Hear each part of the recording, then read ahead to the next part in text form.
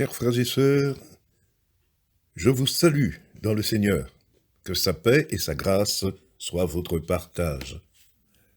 Je veux partager avec vous ces quelques pensées dans la parole de Dieu.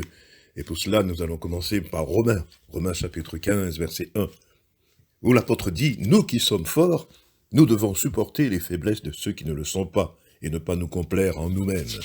Que chacun de vous complaise au prochain pour ce qui est bien en vue de l'édification. » Chrétien, l'apôtre Paul ne s'adresse pas à des colosses et à des hommes et des femmes armés jusqu'aux dents avec des armes conventionnelles. Et non, d'ailleurs, l'ennemi mondial numéro 1, en l'occurrence le Covid-19, on ne peut pas le combattre avec des armes conventionnelles. C'est un ennemi invisible. Invisible pour les hommes, mais bien visible pour Dieu, croyez-moi. Et Dieu, il est tout-puissant pour détruire, délivrer. Là, il ne s'agit pas, dans les propos de l'apôtre Paul, de force physique, mais il s'agit, et nous l'avons bien compris, de force spirituelle. Oh, je suis sûr qu'en disant cela, vous pensez à ce verset qui dit, dans Éphésiens 6,12, « Car nous n'avons pas à lutter contre la chair et le sang, mais contre les dominations, contre les autorités, contre les princes de ce monde de ténèbres, contre les esprits méchants dans les lieux célestes. » Nous sommes en possession d'une arme redoutable qui est la prière. Le mot « redoutable », pour décrire la prière, ne lui enlève en aucun cas son caractère bienfaisant. Nous qui sommes forts, nous le sommes par cette arme, à condition de la manier avec dextérité.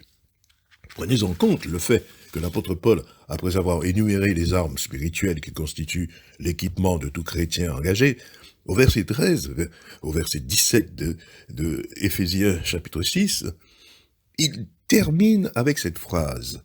« Faites en tout temps par l'Esprit toutes sortes de prières et de supplications.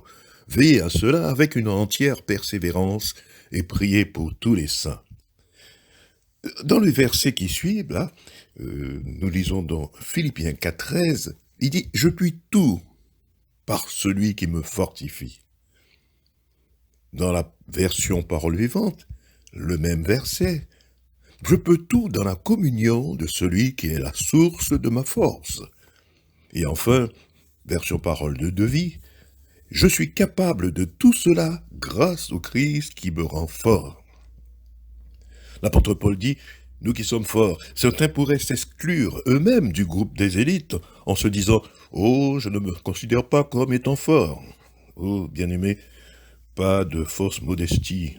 Dans le Seigneur, on est tous forts. Surtout, et je le comprends pour ceux qui disent « je ne me considère pas fort », surtout en ces temps que nous vivons, où beaucoup se sentent démunis. La crainte, la peur s'emparent du plus grand nombre, et on peut le comprendre, car nous vivons des heures très graves, et nous l'avons compris aussi, malgré tous les efforts qui sont déployés pour éradiquer cet ennemi implacable, le mal persiste et continue ses ravages. Mais au-delà de toutes les calamités qui pourraient s'abattre sur notre planète, rappelons-nous qu'aucune puissance sous la terre, dans les cieux, sous la terre, dans les mers, aucune puissance ne sera au-dessus de la puissance de notre Seigneur, d'où l'importance capitale de la prière au nom du Seigneur Jésus. L'apôtre Paul nous dit dans son épître aux Éphésiens que nous devons prendre conscience de l'étendue incommensurable du pouvoir que Dieu dispose en notre faveur. Éphésiens 1,19, que vous preniez conscience de l'étendue incommensurable du pouvoir dont il dispose en faveur de nous qui plaçons notre confiance en lui. Il a déployé en Christ en le ressuscitant des morts et en le faisant asseoir à sa droite dans les lieux célestes. C'est là que le Christ règne à présent, élevé par Dieu, bien au-dessus de toutes les autorités, toutes les puissances, les dominations et les souverainetés. Dieu lui a donné un titre qui surpasse toutes les dignités pouvant être attribuées dans le monde présent et futur. Absolument tout ce qui existe dans l'univers, visible et invisible, présent et à venir, a été placé sous l'autorité du Christ et, dans cette position éminente, Dieu a fait de lui la tête de l'Église qui est son corps. Dans le verset 10 du même chapitre, je le lis dans la version parole vivante, Éphésiens 6,10, Devenez des chrétiens forts, non par vous-même, mais en puisant vos forces dans les ressources infinies de la puissance du Seigneur. C'est dans la communion avec lui que vous trouverez votre énergie. Ces paroles ne sont pas des simples mots qu'on aligne les uns derrière les autres juste pour le plaisir de constituer des textes. Ce sont des mots empreints de puissance. L'apôtre Paul dit en 1 Corinthiens 2,4 « Et ma parole et ma prédication ne reposaient pas sous les discours persuasifs de la sagesse, mais sous une démonstration d'esprit et de puissance, afin que votre foi fût fondée, non sous la sagesse des hommes et sous la puissance de Dieu, dit l'apôtre. Le Seigneur a dit à ceux pour qui il avait multiplié du pain, après leur avoir dit « Je suis le pain » et qui est descendu du ciel, récit que nous trouvons dans le chapitre 6 de Jean 6, 63 plus précisément, c'est l'esprit qui vivifie. Ma chair ne sert de rien.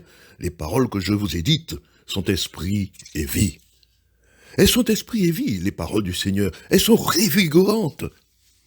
Tout parle de mort, mais notre Seigneur, lui, nous parle de vie. Dans Jean 10, verset 10, « Le voleur ne vient que pour dérober, égorger et détruire. Moi, dit le Seigneur, je suis venu afin que les brebis aient la vie et qu'elles soient dans l'abondance. » Dans la version parole vivante, nous le lisons, le voleur vient seulement pour voler, pour immoler et pour faire périr. Moi, je suis venu pour donner la vie aux brebis, une vie surabondante. Alors, debout, vous qui possédez cette force, je parle à tous ceux qui ont reçu Christ. Si vous avez Christ dans votre vie, alors vous avez la force pour vaincre. L'apôtre Paul décrit sa situation de chrétien. Il décrit, au fait, une situation qui doit être celle de tous les chrétiens. Dans Galates 2,20, nous le lisons, « J'ai été crucifié avec Christ, et si je vis, ce n'est plus moi qui vis, c'est le Christ qui vit en moi. Si je vis maintenant dans la chair, je vis dans la foi au Fils de Dieu qui m'a aimé et qui s'est livré lui-même pour moi. Si je vis, ce n'est pas moi qui vis, c'est le Christ qui vit en moi, dit l'apôtre. Et c'est et c'est pareil pour vous, pour tous les chrétiens qui acceptent Christ. Et si Christ vit en moi, alors je peux dire, comme l'apôtre Paul, je puis tout par celui qui me fortifie. Nous vivons un temps où il est vital pour nous d'être forts, pour nous tout d'abord, afin que nous le soyons pour les autres. C'est pourquoi, suivons le conseil, ou plutôt cette exhortation de Paul. En Corinthiens 16, 13, « Veillez, demeurez fermes dans la foi, soyez des hommes, fortifiez-vous. Que tout ce que vous faites se fasse avec charité. » Romains 15, verset 1, nous l'avons lu, « Nous qui sommes forts, nous devons supporter les faiblesses de ceux qui ne le sont pas, et ne pas nous complaire en nous-mêmes. » Et si nous le lisons dans cette version, « Si donc nous nous considérons comme forts, si notre foi est robuste et nos convictions fermes, sachant que nous aurons à faire les fardeaux que leurs scrupules imposent aux faibles, nous devons soutenir ceux dont la foi est encore mal assurée. Nous n'avons pas le droit de ne penser qu'à nous-mêmes et d'agir à notre guise. Nous ne pouvons pas simplement rechercher notre propre agrément et vivre pour notre plaisir. » Au verset 2, il dit « Cherchons au contraire à être agréable au prochain, pensons à ce qui lui fait plaisir et qui contribue à son vrai bien. » Une telle attitude constructive nous soudera les uns aux autres et édifiera notre communauté. Oui, chrétiens, ceux qui sont faibles, abattus, épuisés, ils ont besoin de nous.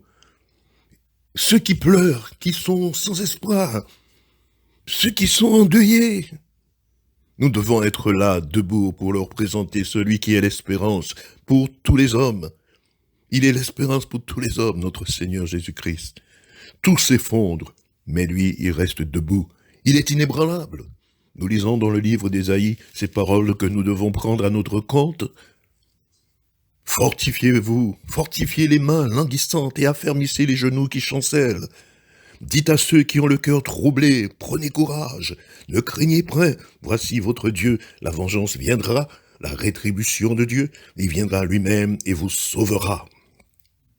Oui, je sais, frères et sœurs, je sais que je m'adresse à des hommes forts dans le Seigneur, par le Seigneur, à des vaillantes servantes du Seigneur qui prient, qui combattaient le bon combat de la foi. Le pays a besoin de vous. Le pays a besoin de nous. Quelles que soient les calamités, les difficultés qui pourraient surgir sur le chemin, nous restons confiants en nous appuyant sous celui qui rend vainqueur, le Seigneur des Seigneurs, Jésus-Christ. Et pensons à ce que dit l'apôtre dans Romains 8, 37, mais dans toutes ces choses, nous sommes plus que vainqueurs par celui qui nous a aimés. Oui, bien-aimés, nous qui sommes forts, nous devons l'être pour ceux qui sont faibles. Nous qui sommes forts, nous devons le rester. Et c'est surtout maintenant, nous devons nous renforcer la foi en nous. Et nous devons continuer à prier. Voilà, c'est quelques mots que je voulais donc partager avec vous. Ces mots d'encouragement, mais aussi ces mots de vérité. Nous sommes forts par celui qui nous rend forts, c'est-à-dire Jésus-Christ, le vainqueur, le Seigneur des Seigneurs, celui qui reste debout, il est inébranlable. Alors c'est vrai que tout vacille. Jésus, lui, il est plus que jamais le puissant Seigneur, le puissant vainqueur. À lui soit toute la gloire, bien-aimés, et que nous puissions rester dans cette unité. Nous sommes loin des corps, mais unis dans le même esprit. Que le Seigneur, que la paix reste avec vous, et le Seigneur vous bénisse au nom de Jésus. Amen.